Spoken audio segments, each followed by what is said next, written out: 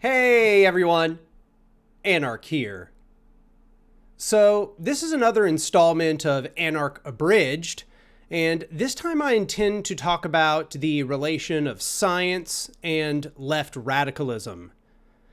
If you're enjoying these shorter videos or you just want to support me while I develop the longer ones, I encourage you to go become a patron at my Patreon, which is just patreon.com/anarch.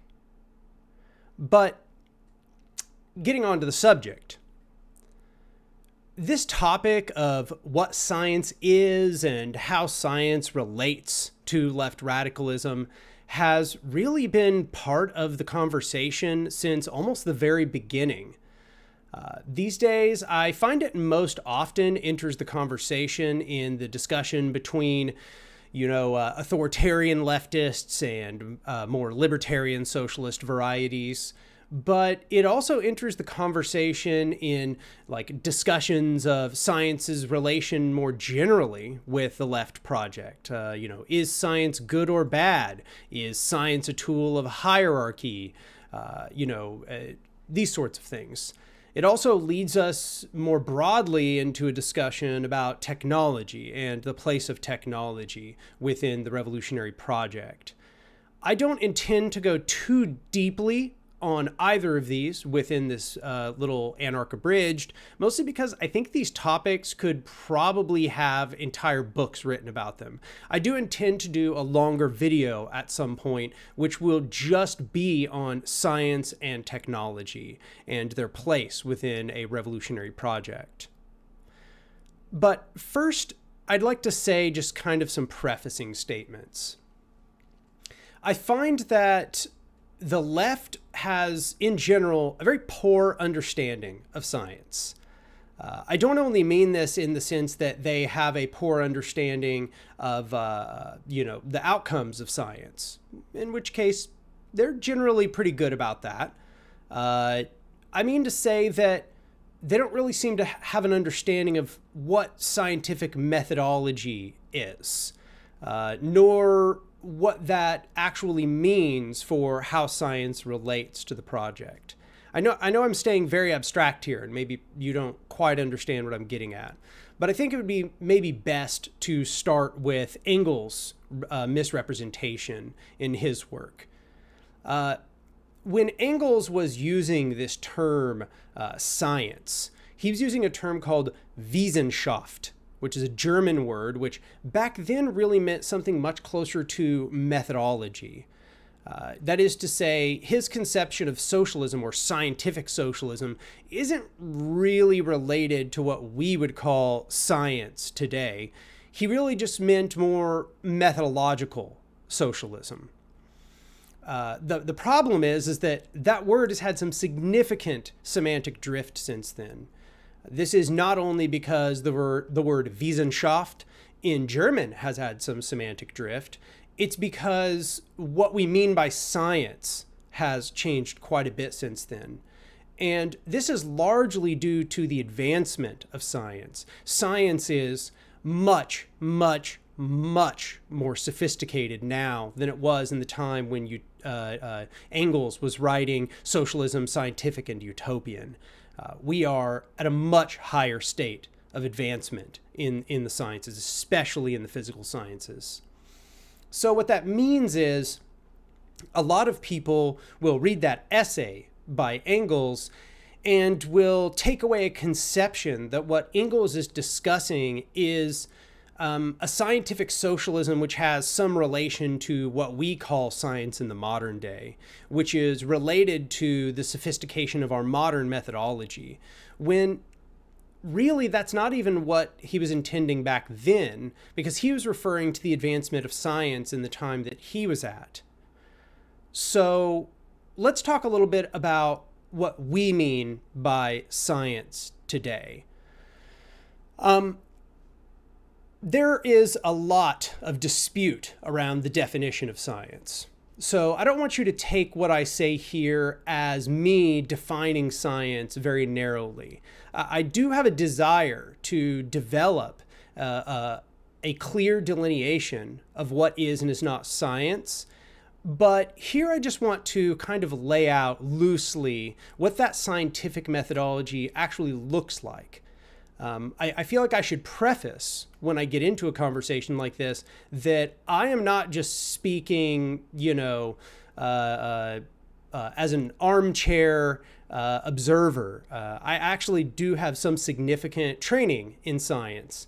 My bachelor's was in physics, and while I was doing my bachelor's, I was actually taking graduate level classes in particle physics. I was doing research on with data from the Large Hadron Collider and developing programs which compared particle assemblies as they were going through the Atlas detector at the Large Hadron Collider as my bachelor's thesis. My minor was in philosophy, and my emphasis in that philosophy minor was history and philosophy of science.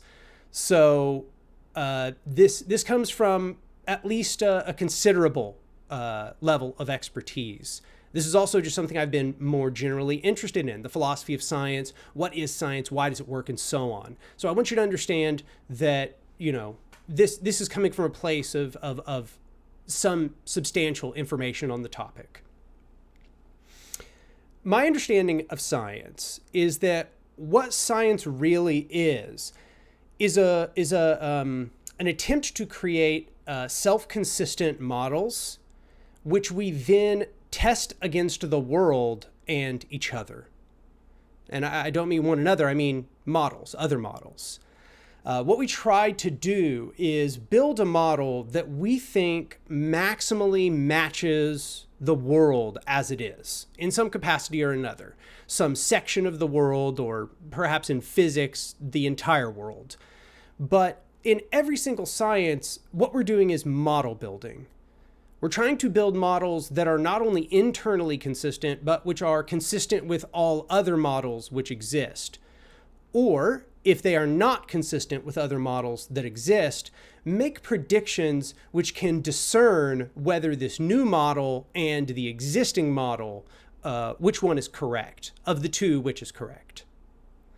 So what that means is in science, we are very predicated around making predictions. We are very interested in finding novel circumstances and then having all of the competing models make predictions about those novel circumstances so that we can compare what the models think about new data. There's a big reason why we're concerned with it predicting things from new data. And that is, there's sort of this problem of fudging or fine-tuning models that already, or models that you are creating to data that already exists. So historically, what we found is that one of the main failure points that can take place in developing a scientific model is you already know what all of the data is. And so what you do is you construct a model that matches all previous data, and you sort of just fudge and poke and prod the model that you're developing to match that.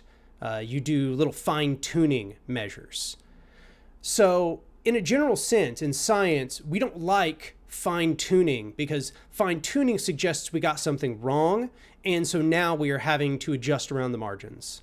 Instead, what we want is a model that is derived from first principles and which makes predictions about the future better than all other models.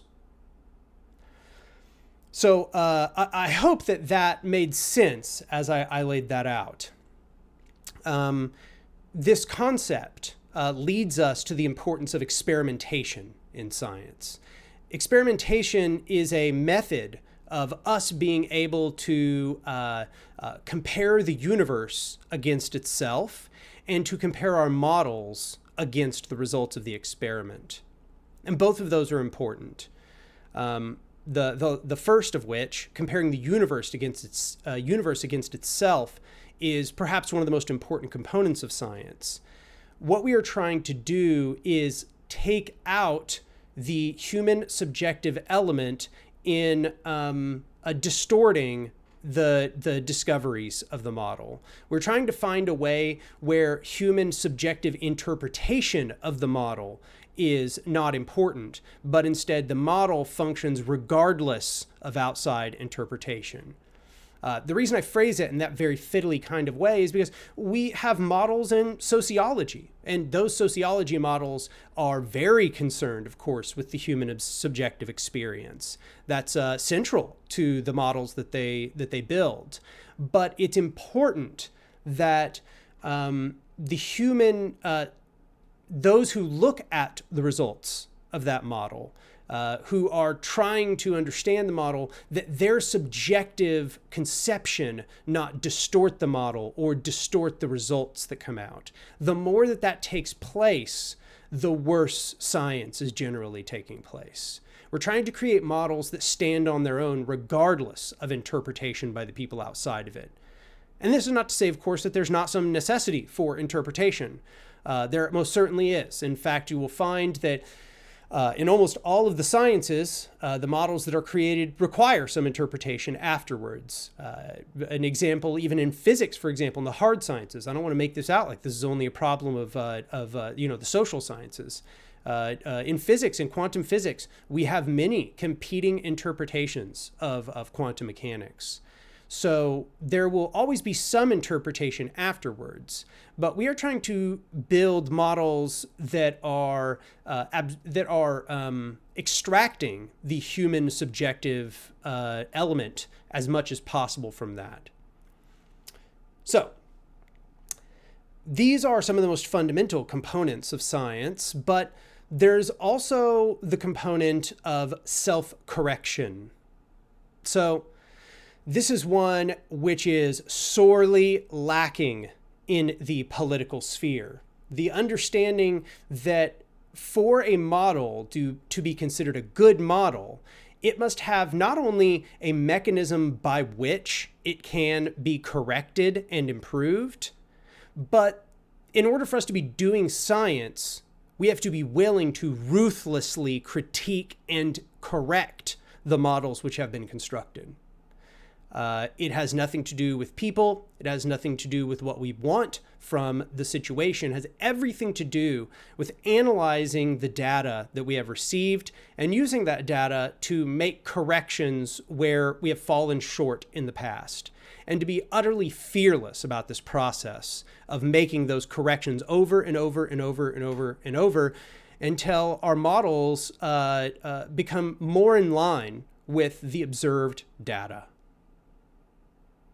So, already spent at least a third of the runtime of this video talking, just kind of laying in this foundation for how the scientific methodology actually functions. And part of the reason I want to do that is because I find that this approach is woefully lacking in most leftist approaches. And I find that it is especially lacking in the authoritarian approach, which essentially jettisons almost everything that I just said.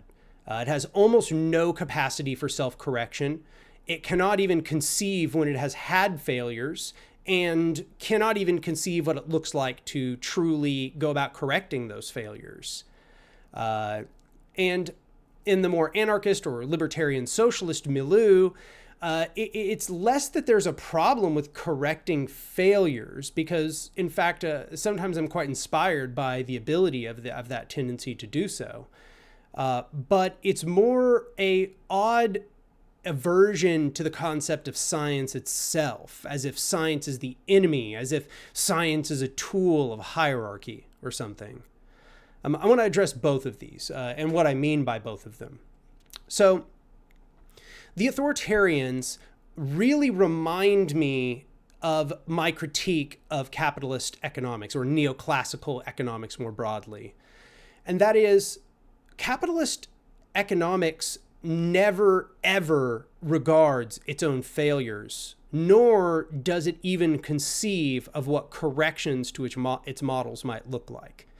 For example, The capitalist model says that it says that markets always tend toward a sort of equilibrium, that's like they're trying to find an equilibrium. This is just part of their base foundational presumptions. Yet we can see in reality that is absolutely false, that is just not true at all, that in fact they go through repetitive boom-bust cycles over and over and over and over and over. This is actually one of the things that led me away from a more naive liberalism when I was younger, was recognizing that this market stability doesn't exist, that it's continually blowing up over and over. And I had to start searching for the answers as to why that was the case. And the answers as to why that was the case all led me to very anti-capitalist conclusions. But the capitalist can't accept that, because capitalist economists are not really practicing science. Science would require them to accept that their capitalist economics are what are leading to the instability seen within this economic system. And of course, this is a foundational critique that goes all the way back to the foundations of leftism, and can be especially found within the substance of critiques about overproduction crises that you will see in a lot of early socialist and radical left literature in general. So this same thing is happening with the authoritarians. The authoritarians have made a thesis about how revolution is supposed to be carried out and how we are supposed to move closer to socialism or communism or really just a more liberatory society in general.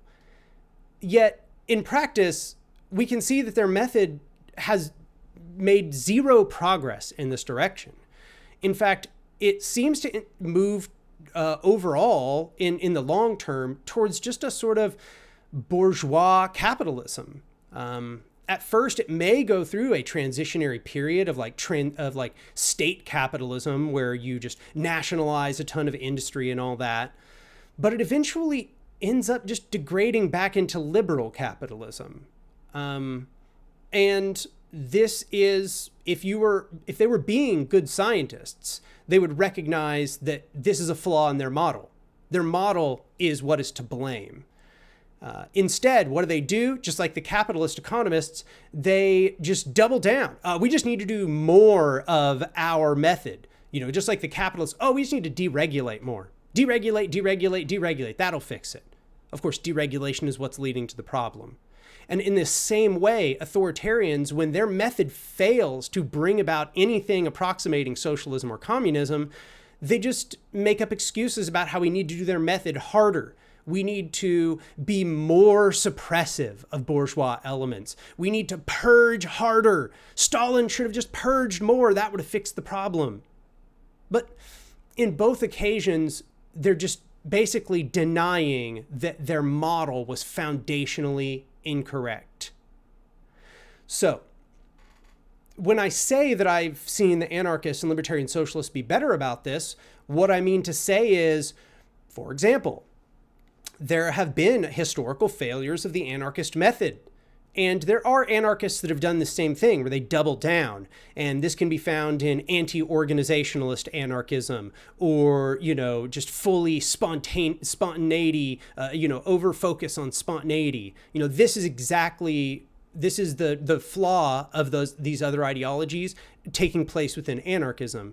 But there are also places within anarchism where they are just openly regarding the shortcomings of previous attempts and attempting to move forward with a new, with an improved model, with a corrected hypothesis, which we are then now testing once again against the world. So in anarchism, for example, you'll find the especifismo. Or really more broadly, as I described in the video about platformism, that's what platformism was. Platformism was that exact thing, saying, okay, let us reform our hypotheses. Let us change the model and move forward. And we did, and it had some limited success, but now we're seeing that, it was even further improved. It was even further adjusted in especifismo. In a specifismo, now we see a highly advanced model that has highly advanced critiques of those very mistakes of past anarchists. So we can see that there are some tendencies that move towards an actual scientific self-correction. Might I add, I think that Bookchin and social ecological thought in general offers us an enormous number of corrections about economic reductionism, the need to bring back an ecological conception, a return to the sort of land and freedom foundations of anarchism. These things they represent actual sober-minded scientific approach to the revolutionary project. And I think that's extremely important. So I could go on about that in much more length. I certainly will go on about that in more length in other videos. This one I think is probably not the right place for me to go on a long ramble about that. But I would like to also get around to this conception that, science is the enemy, or science is this sort of like high modernist delusion, that it's the imposition of hierarchical, law thinking mentality on the movement.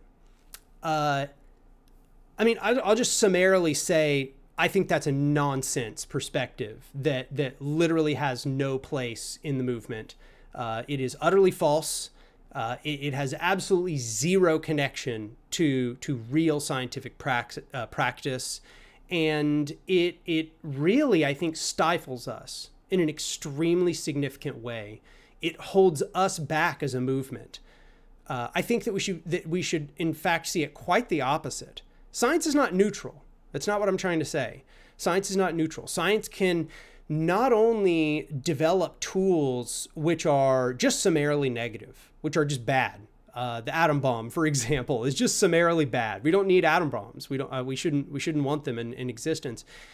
But science as a methodology should just be understood as a tool. Should be understood as a tool that has strengths and limitations. And we need to conceive not only how we can use those methodological tools of science to improve our own movement in order to, in a sober-minded fashion, accord our methods to the way that reality actually works, but we also need to take into account the advancement of the sciences. It is very important that we are not acting against what has resulted from scientific inspection. And I don't really have any particular examples here. As I said, I don't think that generally the left is too bad about science denialism. I haven't seen that a whole lot. I've seen it every once in a while, but it's not really like a big problem. It's more that there is this weird aversion to using the advancements of science, an aversion to studying science or understanding its methods, which I just find highly absurd. I think is damaging. It distances us from reality. Science has proven to be the most successful epistemology in sussing out how the universe works. And given that that's the case, even if we regard that it's not perfect, even if we regard that it has, a sketchy track record, which it does, and we could talk about that at length as well, we would be fools not to ask ourselves what it is doing right to have created this deep and complex form of advancement that it has created. And might I add that it has done it under all sorts of different societies. It has done it under societies with extreme state suppression, under patronage systems. It has done it under societies where there was no patronage, where scientists were doing this completely in their basements, writing on pieces of paper and publishing them in journals in other nations, and so on. Science has survived through being a highly decentralized discipline. a discipline which actually truly does seem to respect the contribution of people from many different walks of life. I think that we are in a time where science does that very poorly. I think that this is actually not a good time for that aspect of science. I think that our gatekeeping of science in the modern day is in some ways the worst that it has ever been, and in other ways is better. For example, there is more racial and gender diversity within the sciences today than there ever has been in the past. But there is a huge amount of gatekeeping through state and corporate entities that was really not nearly as much of a problem in the past. And there are a lot of reasons for that. Part of it being that the cost of very sophisticated experiments to probe more complex things has escalated more and more and more over time. But also people have been discouraged from studying science and becoming engaged with it. They've been told that it belongs to the ivory tower, that it doesn't belong to the people. And I think that that's kind of how I would like to wrap this up. I think that we need to discover a conception of science that brings it back to what I would say are kind of its fundamentally horizontalist roots. It is a methodology that benefits most from an enormous diversity and complexity of different models being offered, being created, being brought to the fore, producing predictions of novel phenomena, being compared against one another, and subjecting themselves to brutal criticism and willingness to self-correct. And I think that is highly anarchistic. I think that's highly horizontalist. I think that lends itself to a more libertarian distribution of power. I think that it is just such a powerful methodology that it has been obviously appropriated and utilized by hierarchical power structures for their needs, because that is how powerful it is. It is so powerful that they want to use it. They must use it if they are going to keep their power. So what I want to say is, we need to focus not on rejecting science as some sort of product of hierarchy, because it's absolutely not. It does not have its roots in that to begin with. But we also need to discover our own conception of science, a sort of libertarian conception of science. That involves a lot of things. That involves removing paywalls on information that has been derived from current scientific experiments. That means making scientific education more broadly available to a larger group of people. That means removing the barriers to entry into institutions which exist, which can educate people on the sciences. There are a variety of, I guess you might say, praxis which can bring this about. And I think many of them are most fit to be carried out by people who are currently in the sciences, by graduate students, by people at the doctorate level. I think that I won't pretend to be an expert on how this should be done, but I definitely think that there are vectors for the radicalization of science and the bringing of scientific knowledge to mass groups of people, and the creation of as there used to be, a vast array of citizen scientists, not just professionals, but people who simply do science for the love of it, who conduct these experiments because they are interested in the knowledge, and finding ways to also subject that knowledge to peer review and to disseminate that knowledge to broader groups of people. So I just wanted to have that talk about science and kind of just where I stand more broadly on this subject. There's so much more that could be said about it. I barely even scratched the surface. I mean, maybe all I did was scratch the surface in this video. But I hope that gives you some things to think about. And obviously, if you want to talk with me about the subject in the comments, I'm going to be very willing to engage with you on this topic.